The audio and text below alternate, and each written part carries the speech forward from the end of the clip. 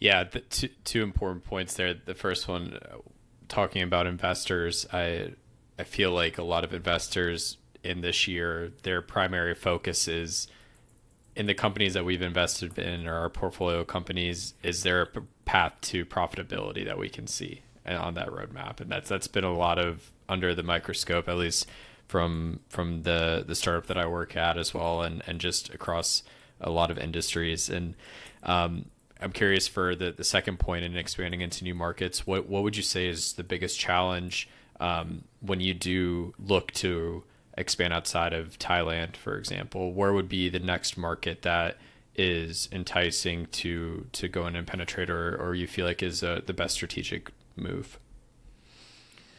At this stage, we're looking at Hong Kong. We have a potential client that we're speaking to there right now, and it's looking really good.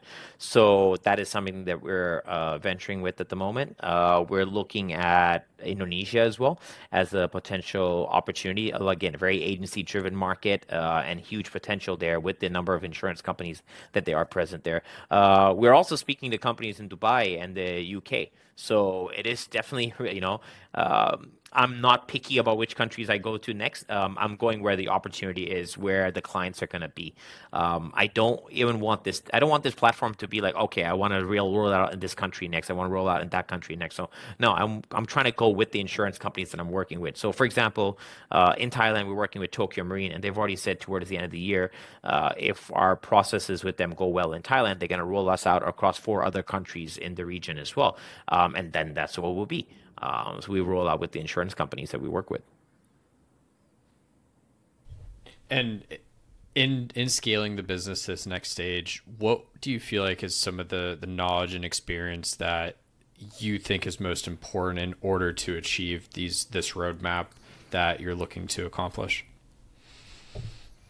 Product, by far. We're a product-led company, so the product has to be top notch. We have to keep designing it. We have to keep innovating on it. Right now we're messing around with integrating artificial intelligence into the platform, leveraging just for simple use cases, like, for example, a help desk or even like an FAQ where an agent can start asking information on how to use the platform or where the functionalities are or what is it present. Instead of asking an agent or asking an individual, they should be able to ask a chatbot that can be able to answer all these things. Now we're trying to integrate those chatbots into the databases so that if an agent starts asking questions like, what were my sales last month compared to this month?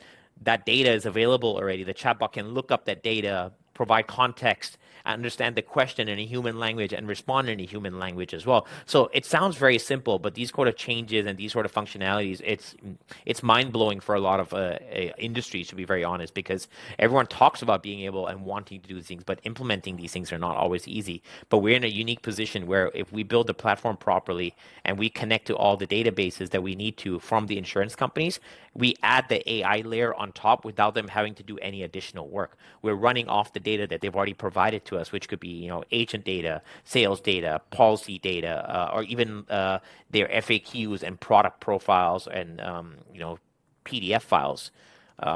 Yeah, it's that speed to launch it, and then we get a new module out as an AI module. We go approach them and say, "Would you like this AI module? It's only going to cost you $2,000 a month, and now you'll be AI enabling all your agents."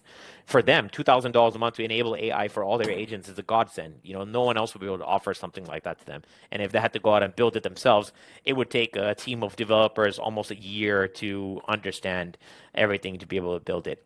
But that's what we're trying to do. So it's definitely going to be product led. And the second part is on the sales side. Once you have the product, somebody's got to go out and sell it, and that's where I come in. And I'm trying to like get more people to help me with that as well. Because right now I'm pretty much the only sales guy in the company. It's my job to get as many clients in the top of the funnel as possible. Yeah, it's funny. My follow up to that was going to be, what is it like building a sales team, or in anticipation of building a sales team, and what is it that you feel like would be a reasonable onboarding time to bring on, a couple of, whether it's a couple of outbound AEs or something along those lines? I think we're a little bit too early for a sales team right now, but we've already started thinking down that process. One thing that we have to do is actually adapt the product a little bit to be able to onboard a sales team properly.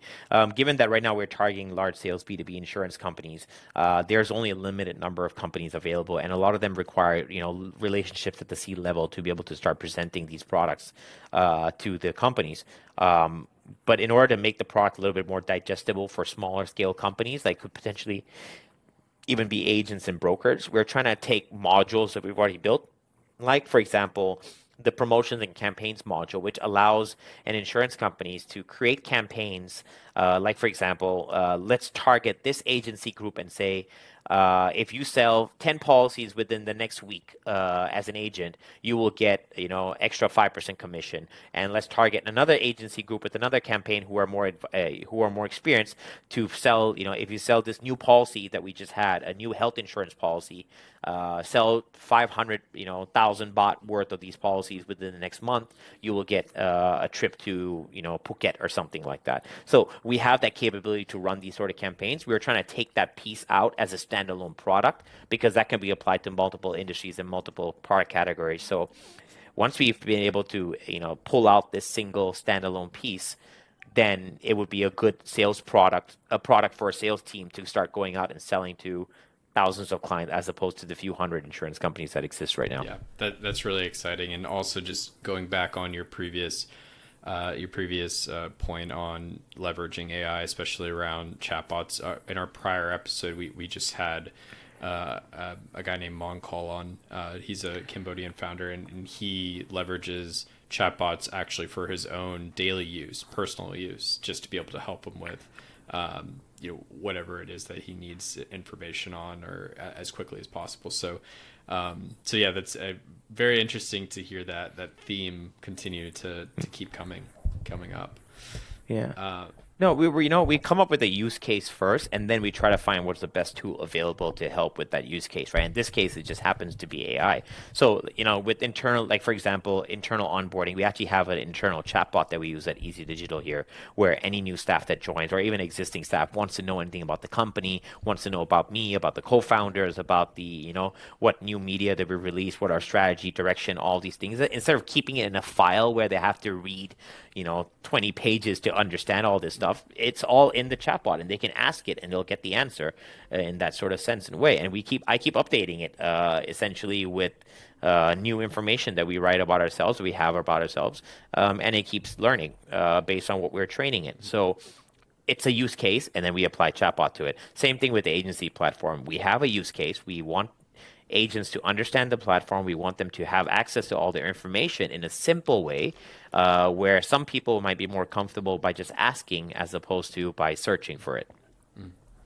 And just pulling everything back together with we discussed the journey of Eazy Digital, some of the unique value props of your business, some of the competitors that you're going up against, as well as a lot of the pieces that go into building the great product, your great product. One thing that would be really interesting, and I'm sure a lot of entrepreneurs would love to hear, is how does it that you attract investors? Even if it's inbound or outbound, it's always something that comes up in our discussions where, when you do decide to raise capital, is it the right time to raise capital? Are you just raising just to raise? I feel like there's a lot of sometimes there's like a lot of gray area around that. So I'm curious to hear your perspective on maybe what it how do you attract a great investor, and when would be the best time to do that? When I started it first, when I started Eazy Digital first, as soon as I knew that it was going to be a product-led company where I needed to invest a lot of money and time into building a product, I started looking for fundraising right away. I was funding it first. I had to show traction. I showed that we already had the client on hand and with the MVP, and that's when I went fundraising. So I always try to go fundraising from a position of strength, meaning we were able to run our own capital. We were able to be profitable with the money that we had. Without the fundraising, we would still be able to survive. It'd just be a lot slower. And that was a story that I went in with as well. And it was not my first time speaking to investors, and also of having exited a company before and getting people on board who had exited companies before to be part of our team, that was already very helpful in reducing the risk for a lot of investors. At the end of the day, these guys are money managers, right? They're literally managing monies of their LPs to make as much return as possible. My background was, I have a financial background, so I get it from their perspective, and that's their job, and that's okay. So you have to reduce the risk for them as much as possible. And what are the kind of risks that they're going to have? Are the founders worthy? Is the idea tested? Is their product market fit? Can the company be profitable? Would there be an exit opportunity? These are just really basic questions that they're going to have. So you make sure you have a deck built out. You have a data room. You have all the information on there that they're going to need to make sure that you know what you're doing. You know how to run your shit properly, and you have everything laid out in a clean, transparent, simple way for them to understand. And by doing it that way, I didn't even have to. I probably reached out to only 2 or 3 VCs on my own. The rest were all recommendation that they passed around. So because some VCs reach out to you, they talk to you, and they're like, "Look, we like your idea. You did a little bit too early. It's not within your mandate, but I know somebody else who's looking for something like this." And that's the best kind of introduction you can get into a VC. I was rusty in pitching, let me put it that way, because with Frank, I had, it was in 2016 that I was pitching for investment. And after that, I hadn't really had to do anything. So it's been almost like 5 years before I had to go pitching again. So it took me some time to get that right as well. So I would say like the first 20 or so VCs I spoke to were just brushing up on my pitching capabilities and understanding what they needed and getting back into that mindset. But after that, it was sort of like it went right back at it very naturally, and we started getting a lot more conversions. In fact, I think totally we spoke to about 40 VCs, and we were able to close 7 of them for our seed funding round. Wow, that's a very high conversion rate. It's normally like 1 in 50, right? Yeah, exactly. And I think to some extent the attitude also helped. The attitude of like, look, it's my business. I'm running it. I have money coming in from consulting contracts. We have our team. We already hired. We're already building it. We already know these consulting contracts are going to convert into customers. One of them has already started paying us for it. This is our revenue. We're profitable. You don't want to invest? You don't have to. It's okay. We're still going to make it happen anyways. We're still going ahead and doing it. We don't need your money. But if you want to come along for a ride, it's going to definitely make the journey a lot faster. And I'll be able to hire a much better team to get it done in a more scalable way. And you can see the opportunity. Great. Okay. Yeah, that makes sense.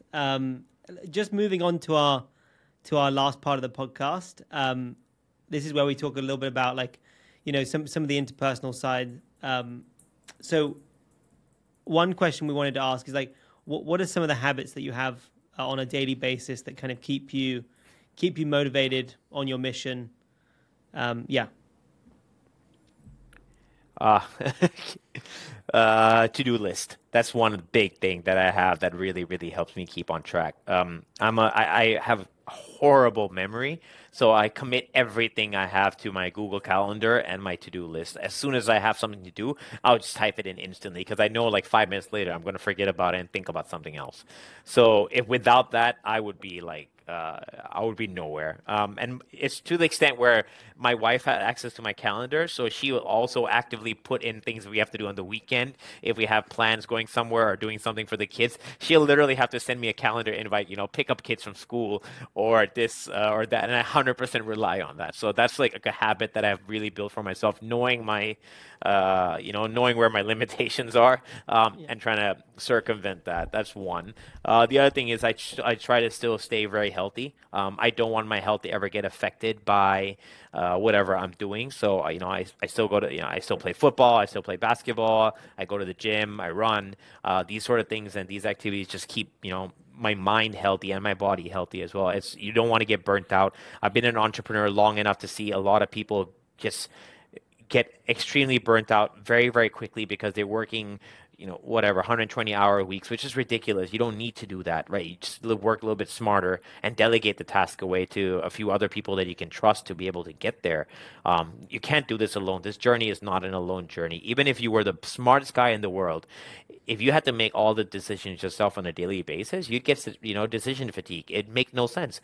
And by the end of the week, every decision you make will be a questionable one. because you've made so many. It's just law of probability. You're bound to get like a certain percentage of them wrong. Right. Yeah, so those are things. I think the last thing I would say is probably as well making sure I have a very balanced life with my wife and kids as well. So I always try to carve out time for them. So I drop my kids to school every day in the morning before I get into work, and then when I get home and 5:36, I make sure I spend some time with them, put them to bed, and then if I have to go back to work, then I'll go back to work at home at that time. And are there any particular like mentors, books, podcasts that you listen to that that really kind of stick with you through time? So I stay very relevant on current events of the world. So every morning I listen to world news podcasts for at least like an hour a day on the way going to work and on the way coming back. That's something that just I find it very relevant. It also when you're speaking to a lot of people, you'd be surprised how many conversations get started by understanding what's happening around the world, and it just generally gives you a lot more awareness of where the waves or tides are shifting, as well as opportunities that they are, as well as what's going on that you should avoid. That's definitely one thing. I'm not much of a reader myself. I don't read a lot of books, and I think that's a fault that I should probably work on. I read a lot of articles. That's something I do, and I'm a very visual learner, so I watch a lot of YouTube, especially videos around just learning stuff that you don't normally know. It could be anything, right? Just like to keep myself learning about random things. And it could be woodworking, working on cars, just why, like recently I was reading about, I watched the YouTube video about why car ownerships, why electric car ownership is not as rosy as it sounds, or like why car mechanics are becoming more expensive around the world, or even the latest news about Hertz and why they're selling their fleet of Tesla EVs, and dumping it and going back to regular petrol vehicles and stuff. So there's plenty of ways to get a lot of information. I try to get as much information in my head as possible. That's generally what I do. Yeah, just a quick.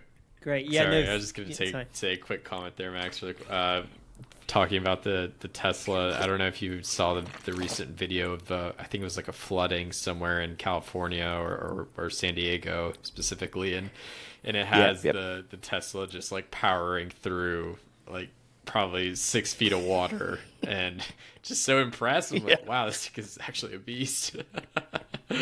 But it's all sealed components, right? Like everything is weather sealed, so it can still run. Doesn't mean it's gonna last very long though, because corrosion will happen, and that's not gonna, it might not show its effect right now. Unlike combustion engine, the water gets into intake and screws up your pistons right away, but it'll show up in the EV in a couple of weeks.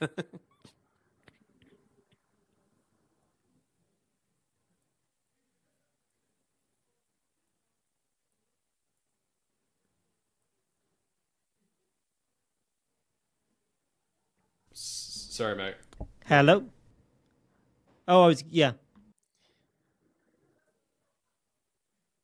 Oh, well, sorry about that. I think a little technical difficulty, but our as we come out to closing out the podcast, Harprem, we really want to thank you so much for coming on to the show. Our final question that we do like to ask each of our guests, though, is what is the greatest piece of advice that you've ever been given? Oh, wow, that's okay.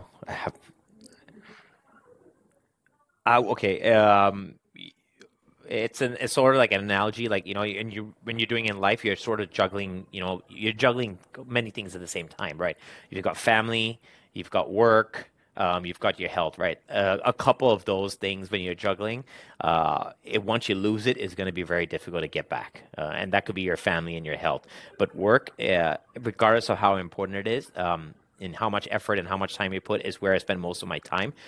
It's something that's always going to bounce back. Like if this idea doesn't work, I can come up with another idea. I can go get a job. I can find another way to make the means. But family and health, those are things that are not going to always bounce back. And it's something that I think a lot of entrepreneurs in the past have always advocated working, sleeping in the office, doing everything you can to make sure the idea works, hustle, ignore everything else, put on blinders and just get that done, sort of mentality. And I don't actually agree with that. I very much disagree with that. I'm not saying don't work hard. work hard, work smart, delegate your work, figure out the best path to get to your goal, write down what you need to achieve, write down what you need to do to achieve those things, make every single task, a subtask of a subtask so that you can eventually get to the highest goal that you want to get to. But do not ignore the health and family side of what you're doing, because that's what you're doing it for. And if you forget or lose sight of what you're doing things for, then eventually when you get there, you're going to be like, what did I lose, or what did I think? And somebody said this to me before, and it really stuck with me, was, if you miss your wife's birthday or your kid's birthday, or a big event at home, you're always going to remember you missed that event, but you never ever remember why you missed that event. It doesn't matter how big the other thing was. You're always going to remember that. You're always going to remember that. And that tells you something. That says something, right? Like even back in college, or back in those days, like where you're like, oh, I'm gonna skip this party, I'm gonna skip this trip with my friends because I'm gonna go study for this because it's really, really important. I have never remembered what I was studying for, or what the book or what that exam was. Never. But till today, I'll be like, damn, I wish I went to that party, or damn, I wish I went that trip. That looked like a memorable trip. Like that's something I'll never ever forget. And it is the way it is, right? That's just life for you. Now, I don't know whether this is just the grass is greener on the other side thing talking, but it just sort of comes with age. It comes with wisdom, and that's some advice that I've really, really taken to heart.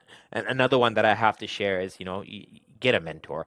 And it doesn't have to be one person. It could be 2 or 3 people, professionally speaking, that you can trust, that you can speak to, that you can share and bounce ideas off. They are extremely, extremely useful. And I'm lucky enough to have, one of my mentors, or one of the people that I admire to be so closely working to me.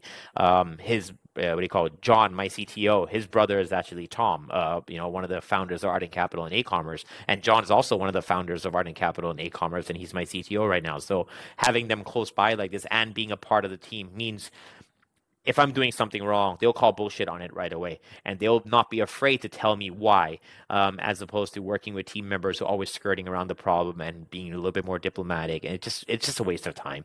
I'd rather just have these straightforward people in my life, and just being there telling me, you're doing the wrong thing, you're doing the right thing. In my opinion, you should work on this. You need to fix this.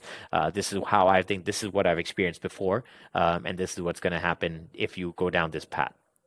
At least they make you aware of the problems instead of the ones that just keep silent. Yeah, and it's the family time is super important. I understand very well, like making sure to have that balance too.